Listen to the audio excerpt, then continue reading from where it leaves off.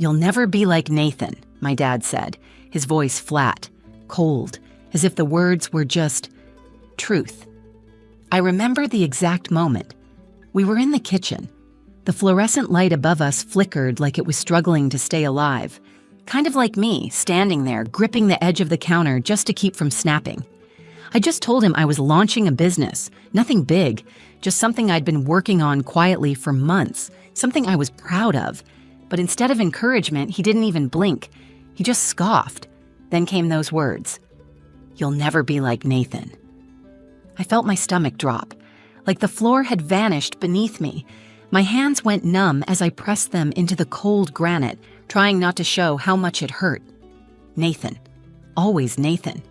My older brother, the golden child, the one who could do no wrong. Star athlete in high school, top of his class in college, the one who followed the family business path, like some flawless blueprint. And then there was me, Emma, the creative one, sensitive, quiet, too emotional, not practical enough, never good enough. My dad's face didn't even twitch when he said it. No regret, no hesitation, just this firm, matter-of-fact tone like he was pointing out the weather. I looked at my mom. She was sitting at the table sipping her tea. Her eyes didn't leave the cup. Her lips pressed tightly together, as if holding back words she'd never say.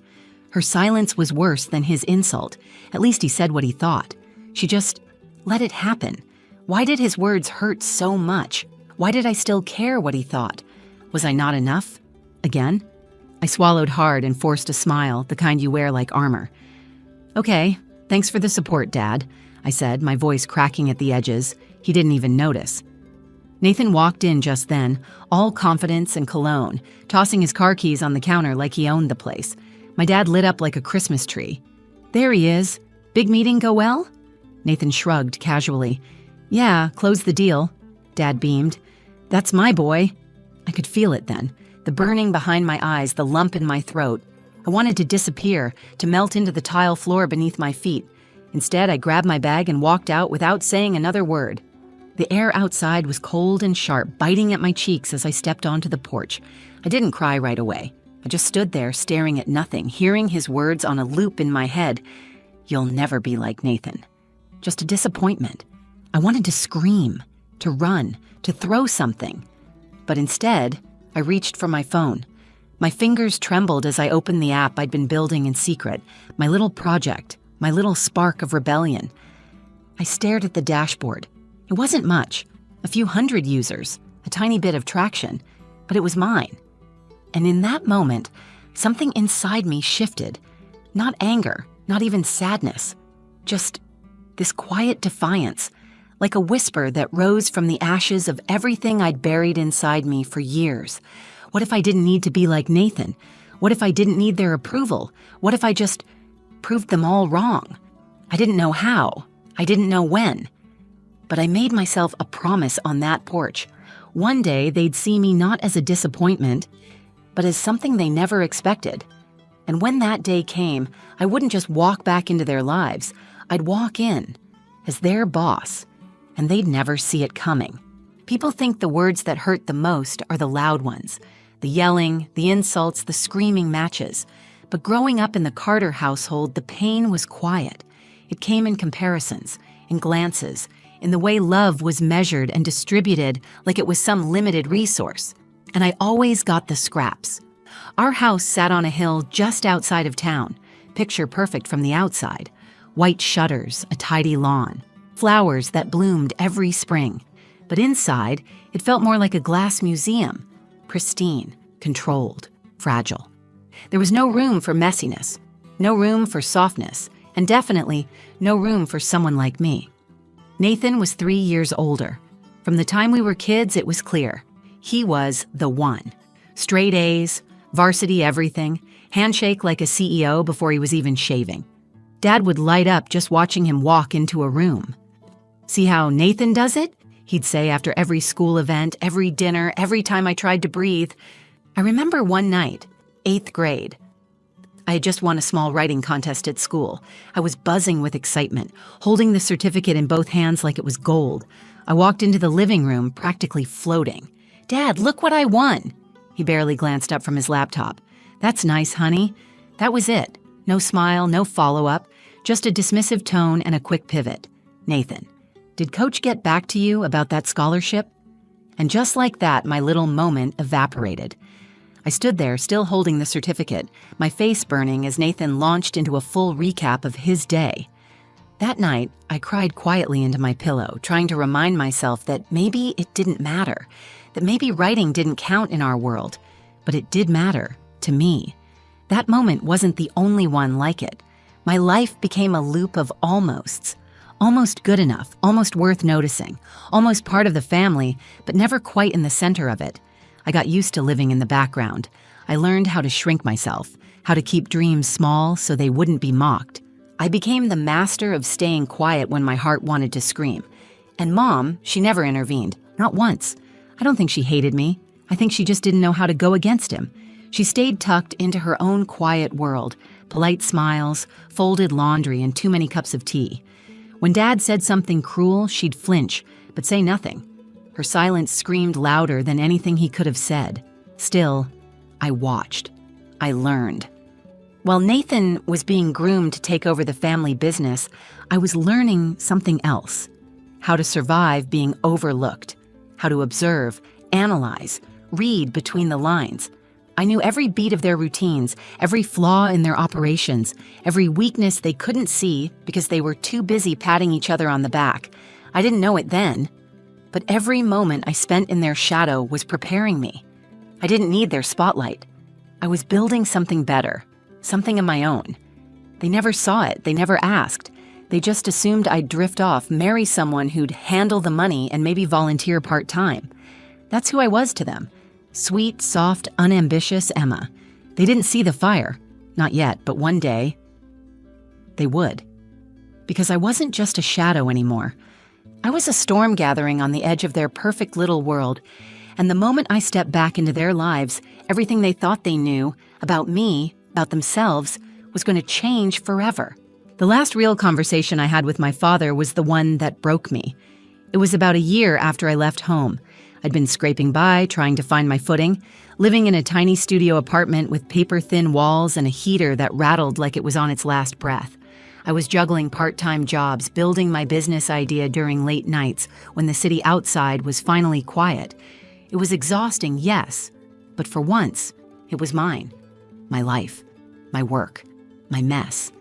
And I was proud of every failure because it meant I was trying. But pride can be fragile when it's still healing. And all it took to shatter mine was one phone call. I'd reached out, stupidly hoping for support, maybe even just a little encouragement.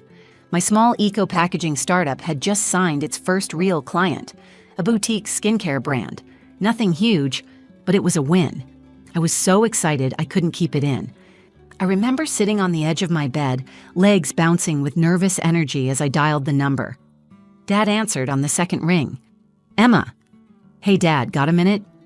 He sighed, an audible, impatient breath like I was already wasting his time. Make it quick. I swallowed hard and forced a smile even though he couldn't see it. I signed my first client today for the business, the eco-packaging thing I told you about. There was silence, a long, heavy pause. I thought the call had dropped. Then he laughed, actually laughed. That little project? You're still doing that? I felt my throat tighten. Yeah, it's growing, slowly, but... He cut me off. Emma, come on, you're chasing fairy tales. You want to play CEO while your brother's out there making real deals. You think someone's going to take you seriously? Every word landed like a punch to the chest, but he wasn't done. This is why I said you should have just worked with us. We had a position open in admin, but no, you always have to do your own thing. You'll never survive out there. My fingers clenched around the phone. My heart was pounding so loudly I could barely hear his voice anymore. Why do you always assume I'll fail? I asked, the words slipping out before I could stop them. Another pause. Then, in the coldest tone I've ever heard from him, because you're not Nathan. And just like that, something in me snapped. I didn't say goodbye. I didn't cry. Not yet. I just ended the call and sat there in the dim light of my apartment, staring at the cracked screen of my phone, feeling everything all at once. Rage, shame, heartbreak, but most of all, this deep, rising defiance. He doesn't see me, he never will, but that doesn't mean I don't exist. That night, I made a decision. No more half-trying, no more waiting for validation that was never going to come. If they weren't going to believe in me, fine. I'd believe in myself loud enough for all of them. I quit one of my jobs, reinvested every dollar into the business, reached out to mentors, joined a women-led founder group, took night classes. I slept less, hustled harder, and I learned, really learned, how to build something real. All the while, I kept hearing his voice in my head. You'll never survive out there. He had no idea he'd just given me all the fuel I needed, and he definitely didn't know that I was coming for everything he thought I could never have. The world didn't suddenly open its arms to me after that phone call. There wasn't some magical overnight success, no dramatic montage with upbeat music and a cheering crowd. It was quiet, ugly, lonely, and I loved it. There was something freeing about hitting rock bottom emotionally. It meant there was nothing left to lose. I stopped caring about how I looked to my parents. I stopped waiting for anyone to say, "I'm proud of you." I started asking myself, what if I just became the kind of person I was proud of? I changed everything. I moved into an even smaller place. My studio became a shoebox. Literally, I could touch the sink from my bed. The walls were so thin, I could hear the neighbor's alarm clock buzz every morning. I worked 16-hour days, packed boxes myself, pitched clients over Wi-Fi that cut out every 10 minutes. I delivered orders by hand in the beginning, riding the subway with giant boxes, sweating through my clothes, pretending I was totally fine. But underneath all the exhaustion, something wild and electric was growing. Confidence. Real confidence. Not the kind you fake to get through a dinner with your father, the kind that comes from knowing what you're building. And I wasn't just building a business, I was building a future they couldn't touch. I renamed the company Wild Nest Goods. It started as a line of biodegradable packaging, but quickly expanded into full eco-supply solutions for small businesses. I listened to my clients. I learned their pain points. I made changes. I reinvested everything, and I started hiring. First freelancers, then contractors, then full-time staff. I built a team of women, of outsiders, of people like me, people who had been told they were too sensitive, too messy, too different to make it. We were scrappy, fierce, and we were growing.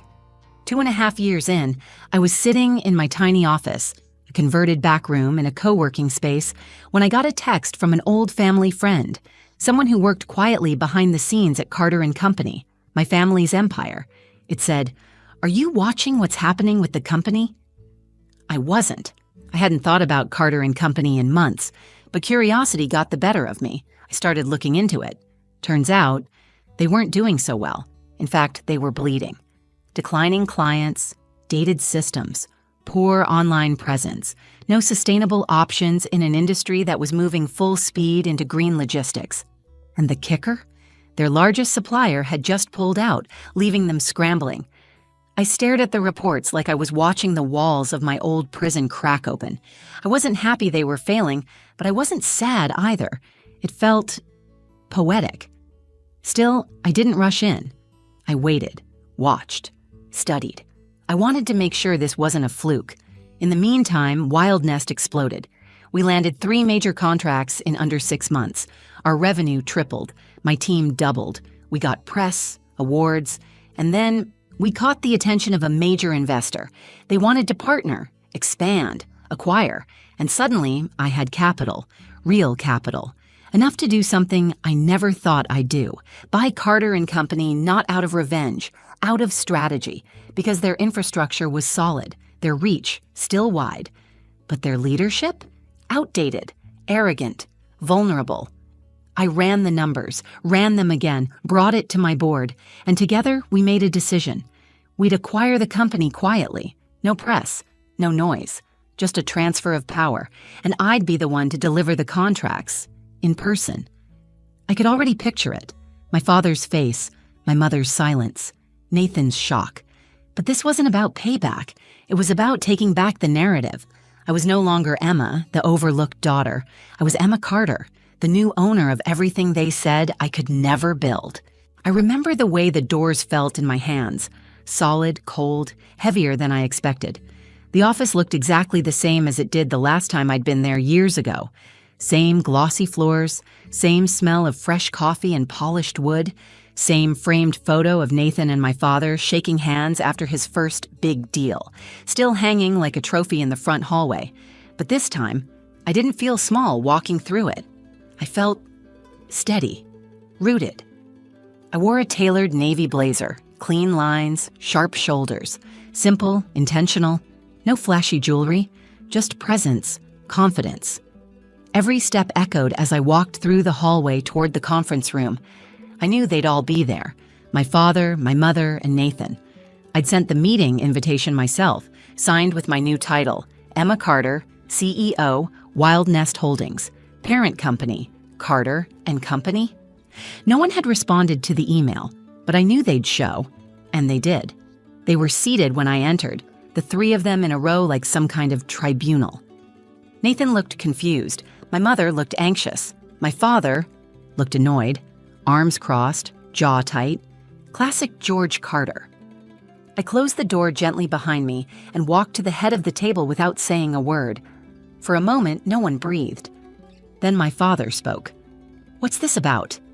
His tone was already defensive, like I was interrupting his day, like I didn't belong in that room. I met his eyes and sat down, calm, centered. "I'm here to finalize the transition," I said. I reached into my bag and pulled out 2 crisp folders, contracts, printed, tabbed, highlighted. Nathan leaned forward. "Wait, transition?" I nodded. "As of this morning, Carter and Company is now owned by Wild Nest Holdings." Silence, then laughter. My father actually laughed, but it didn't last long. He looked at me, suddenly uncertain. "What are you talking about?" I pushed the contracts across the table toward him and my mother. "This is your new employment agreement, both of you." My mother blinked, looking down without reaching for the folder. My father stayed frozen. Nathan, on the other hand, understood faster than I expected. "You bought us?" he said slowly. "You?" I turned to him. The business was undervalued. Too much debt, poor digital infrastructure, minimal sustainability practices. But the bones were good, and the brand still had name recognition. So yes, I bought it. I watched as realization settled across their faces like a storm cloud thickening in slow motion. My father's face turned red, but he said nothing. "You work for me now," I added, keeping my voice low, even, not gloating, just true. That was the moment I'd imagined 1,000 times, and yet it didn't feel like fireworks. It wasn't cinematic. It was quiet, satisfying in a way that ran deep, like a wound closing. My father finally spoke. "You think this means you won?" I looked at him for a long moment. "This isn't about winning, Dad. It's about building something you never thought I could. And now I'm offering you both the chance to stay, if you're willing to work under a new kind of leadership." He stared at me. I saw it then, just for a second. The flicker of guilt, the beginning of regret. He didn't take the contract. He stood up and walked out without another word. My mother reached for hers, slowly, hands shaking. I didn't know," she whispered. "I know," I said, and I meant it. Nathan stayed quiet. He didn't apologize, but he didn't leave either. He signed the agreement. I walked out of that office the way I walked in, calm, whole. Not for revenge, not for approval, just for me. When I walked out of that office, I didn't feel triumphant. I didn't feel victorious or smug or even relieved. I felt free. It wasn't some big explosion.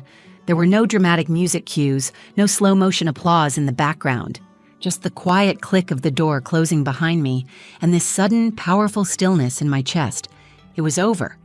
Not the work, not the company, but the war inside me. The part of me that had spent years chasing their validation, begging silently for a seat at the table, finally stopped running. I had built my own table. Over the weeks that followed, the transition was surprisingly smooth. Nathan kept his head down and did his work. I don't think we ever became close, But there was a kind of mutual respect that began to grow between us, strained, unspoken, but real. My father never came back. He refused the offer, retired quietly and vanished from the company's day-to-day. He hasn't called since.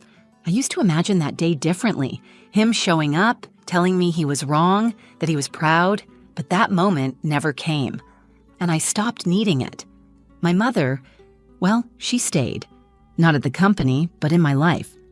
She began texting me, asking questions, sending photos of little things, books she was reading, flowers blooming in the yard, her way of rebuilding something, I guess. One afternoon, we sat on a bench outside my office. She looked older than I remembered, more fragile around the edges. "I should have stood up for you," she said. "I see that now." I didn't say anything right away. I just reached for her hand, because I wasn't angry anymore. I understood her silence now, even if I didn't excuse it. Forgiveness isn't loud. It's not always pretty. Sometimes it just looks like holding someone's hand when you don't have the words. The business is thriving now. Carter & Company is no longer Carter & Company. It's been fully merged into Wild Nest Holdings. We rebranded, modernized, built sustainability into every piece of the operation. What used to be a family name that made me feel small is now part of something bigger, something built with purpose. But here's the thing I never expected. Success didn't heal everything. It didn't erase the years of feeling invisible. It didn't rewrite my childhood. It didn't make every wound disappear. But it gave me something I never had before: perspective. I used to think proving them wrong was the goal, that one day they'd see me on top and regret everything. But I don't want regret. Not anymore. I want peace. I want to look at the mirror and see someone I chose to become, not someone I became just to prove a point.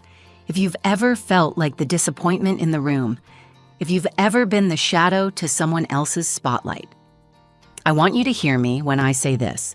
You are not a failure just because they couldn't see your light. Their vision is not your limitation.